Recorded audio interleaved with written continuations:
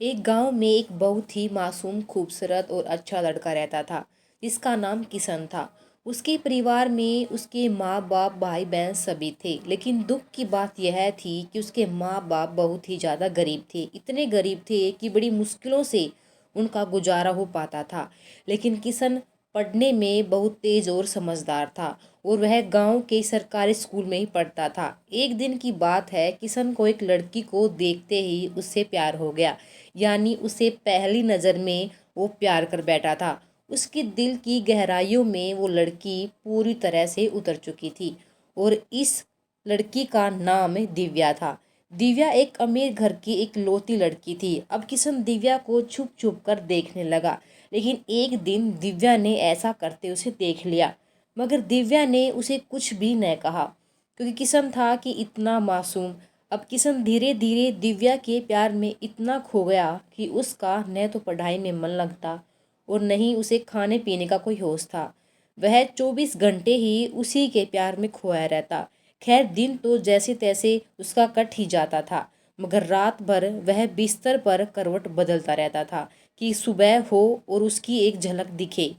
अगर एक दिन भी वह लड़कियों से नजर नहीं आती तो वह अकेले में जाकर रोने लगता। धीरे धीरे उसका प्यार बढ़ता ही गया। अपने प्यार का इजहार करने की कोशिश की, मगर नहीं कर पाया। उस लड़की के नज़दीक जाते ही उसका दिल जोर जोर से धड़कने लगता और वह घबरा कर अपना इरादा बदल देता था। शायद उसके मन में एक डर था कि वह इनकार न कर दे। देखते ही देखते 3 साल बीत गए, मगर वह अपने प्यार का इजहार न कर सका। किशन काफ़ी शर्मीला लड़का था, शायद इसलिए वह अपने प्यार का इजहार नहीं कर पा रहा था। एक दिन दिव्या ने उसे रास्ते में रोक कर पूछा कि तुम्हारा नाम किशन है। उसने कहा हाँ। अच्छा, तुम मुझे हमेशा ही दूर से क्यों देखते रहते हो? क्या तुम मुझसे कुछ कहना चाहते हो? इस बात से किशन डर गया और बोलने में हड़बड़ाने लगा।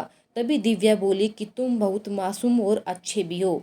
उस दिन शायद बात बन ही जाती, मगर किशन उससे बात करने में बहुत ही ज़्यादा शर्मा रहा था। दिव्या ने कहा कि क्या तुम मुझसे दोस्ती करोगे? किशन ने कहा कि हाँ, मैं तुमसे दोस्ती करना चाहता हूँ।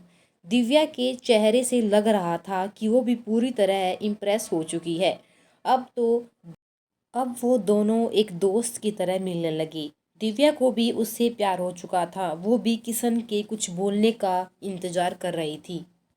किशन को भी पता खोज करने की ही देर थी। मतलब उन दोनों को एक दूसरे से बेहद प्यार हो चुका था। तभी एक दिन किशन के पिताजी बहुत बीमार हो गए और वो वैसे भी अब काफ़ी बुजुर्ग हो चुके थे, इसलिए उनसे काम की कोई भी उम्मीद नहीं थी।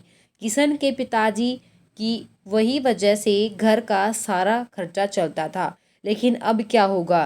किशन की 2 जवान बहनें भी थी जिनकी अब शादी भी करनी थी। तभी किशन के पिताजी उसे कहते हैं कि बेटा, अब शायद तुझे पढ़ाई छोड़नी होगी और शहर जाकर नौकरी करनी होगी। शहर में मेरा एक दोस्त व्यापारी है, राम प्रसाद। वो तुझे अपने पास काम पर जरूर रख लेंगे।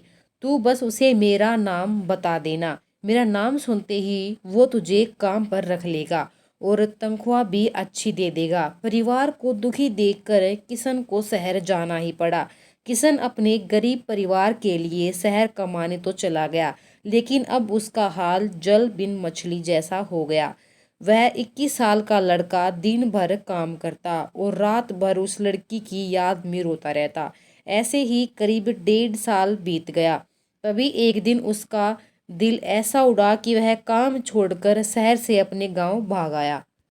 गांव आकर वह देखता है कि 10 दिनों के बाद दिव्या की तो शादी होने वाली थी और वो उस शादी से बहुत दुखी लग रही थी। तभी किशन की माँ ने बताया कि तेरी एक दोस्त दिव्या कई बार अपने घर पर आई थी और बस तेरे ही बारे में पूछती थी। अब तो किशन को ऐसा लग रहा था कि जैसे उसकी तो सारी दुनिया, सारी खुशियां ही जुड़ चुकी हों। लेकिन वह क्या करता?